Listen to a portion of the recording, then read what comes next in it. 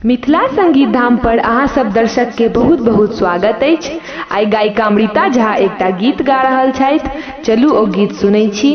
गीत नीक लागे तो चैनल के सब्सक्राइब करबे, वीडियो के लाइक करबे, अपन दोस्त संगे ई गीत के शेयर करबे और बेल आइकन दबेनाइ बिल्कुल नहीं बिसरबे।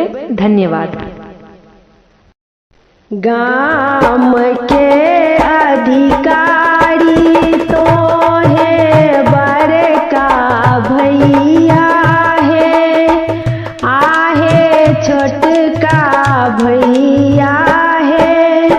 भैया हाथ 10 पोखरी खुनाई दिया, चंपा फूल लगाई दिया है। भैया हाथ 10 पोखरी खुनाई दिया, चंपा फूल लगाई दिया है।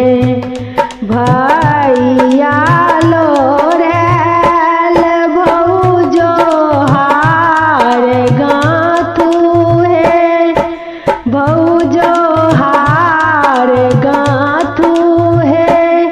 आहे से हो हार पहिरा तू बड़की बहिनो, समाज के खेल करू है।